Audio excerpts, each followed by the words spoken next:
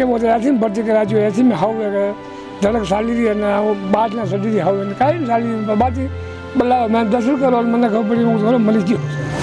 सपना तो क्या वो बीएड ले रखी थी, मेरी बीएड चल रही है तो वहाँ टीचर का ही था। भर्ती आएगी सभी 2026 तक, तब तक हो जाएगा कोर्स और करेंगे। देखिए जब कमाई कौन बिया कमाई नहीं बनावे आगे। सायों का खेड़ा की चिकलवास की गांव की जो घटना है, उस घटना ने न सिर्फ चिकलवास गांव, सायों का खेड़ा, सिसोदा बल्कि पूरे राजसमंद जिले को झकझोर दिया। एक धार्मिक स्थल, धर्म के कार्य से एक पुण्य कार्य को लेकर सभी गांववासी जुटे हुए थे।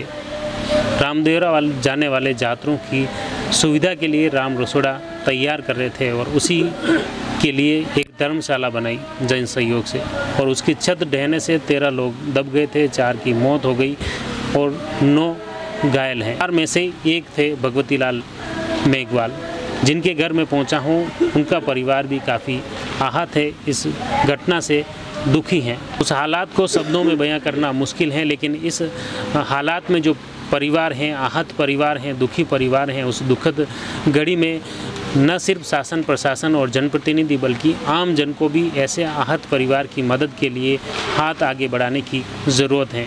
और इसीलिए हमारा प्रयास था कि हम हर एक उस परिवार के पास पहुँचें, उसके हर दुख दर्द को आम जन तक बांटें, उसकी पीड़ा को आम जन तक पहुँचाएं, सरकार तक पहुँचाएं, ताकि इनकी जो तकलीफ़ है वो सरकार और शासन प्रशासन समझें और कुछ इनकी जो मदद हो वो आर्थिक रूप से इनका संबल बने।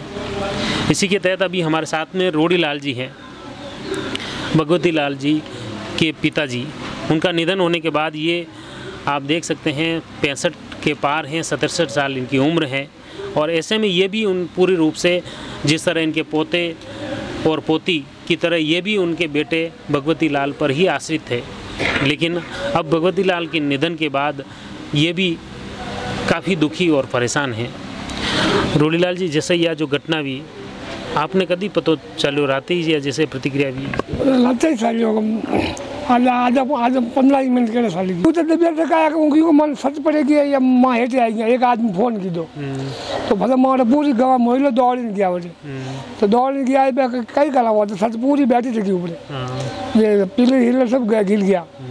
तो भले है ये बड़े कर मंगाया बड़े होल की ठाम भले खाली करने के तार है या ग्लेंडर कटा है भले अगे एक आदमी लगाई दो भले वरना एक लगाई दो मैंने कि दूधो पता बैठा हा वही खुणा बैठा हा क्यों करने भले सब ने बाहर निकाल और मारा जो भगो हो जो साइड में एक गाड़ी उबो है बटे एक और पे गाँव टाइम लगे जो निकाला मैंने वो तो वरना ही करते हुए जो माथू फाटे जी। अच्छा यो तो ये जो सब वनटे में नीचे फंस गया है और सब ने निकालता आप आँखें सामने निकले नहीं मैं चार निकाले माल वो निकले जो माल 16 मुँह पर गयो नाल ले नाल। अच्छा बाकी का फसल ले यूँ निकला ही लाया बटे। अच्छा आपने बाद में पता कटे बटे ले दिया मुँह नाल जो वहाँ वो मुझे के बोलते ऐसे में बच्चे करा जो ऐसे में हाउ धड़क साली थी ना वो बात ना सड़ी थी हाउ काई साली बात बल्ला मैं 10 करोड़ मैंने खबर पड़ी मुझे मरी जी। अच्छा नहीं या देखो यह दुखद जो घड़ी है अन्नो शब्दा में व्यक्त नहीं कर सकूं आप साथ में जो यो वास्तव में काफ़ी दुखद घटना है कि एक वास्तव में जो मैं कह रहा हूँ कि बेटो आप पितारी अर्थी ने कंधो थे लेकिन आप तो उल्टी स्थिति हुई। हाँ बिल्कुल, लेकिन यानी जो यह घटना भी सिर्फ आप साथ में नहीं 4 परिवार पूरा टूटा है। हाँ 4 ये घटना गई है।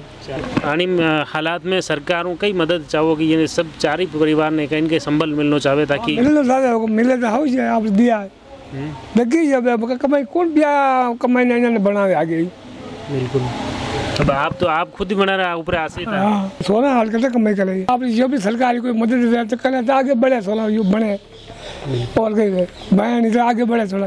बिल्कुल, ये मुख्य रूप से देखो आप हर जो दर्द को तकलीफ को इस आवाज़ में जो भी समझे हैं मुख्य रूप से पैसों से इनका बेटा वापस नहीं आ सकता, लेकिन कई मुसीबतें हैं, कई परेशानियां इस आर्थिक सहयोग से आगे बढ़ सकती हैं, संबल मिल सकता है, सहयोग मिल सकता है। और निश्चित तौर पर इस दुखद घड़ी में न सिर्फ शासन प्रशासन और सरकार बल्कि आम लोगों को भी इस दुख की घड़ी में सहयोग देने की ज़रूरत है। हर व्यक्ति को आगे हाथ बढ़ाने की ज़रूरत है। क्या नाम है आपका? कपिल सानवे। ये जो हादसा हुआ उस दिन आप यहीं घर पे थे? जी।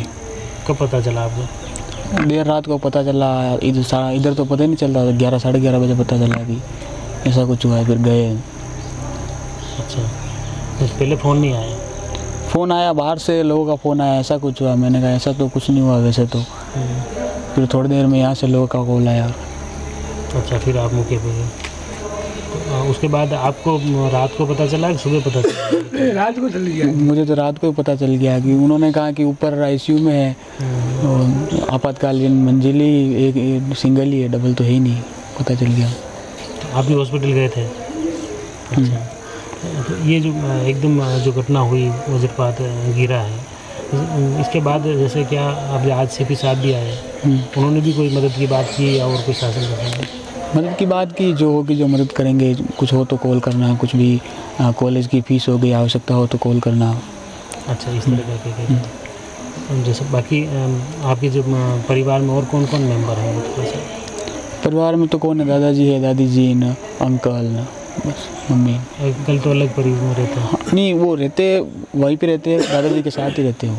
आपका और आपकी सिस्टर का क्या सपना था कि मैं वो इसमें ये बनना चाह रहा हूँ, ये करना चाह रहे थे, या ये पढ़ाई के लिए पापा प्रोत्साहित कर रहे थे? सपना तो क्या, वो बीएड ले रखी थी, मेरे बीएड चल रही है, तो वह टीचर का ही था कि भर्ती आएगी 2026 तक, तब तक हो जाएगा कोर्स और करेंगे।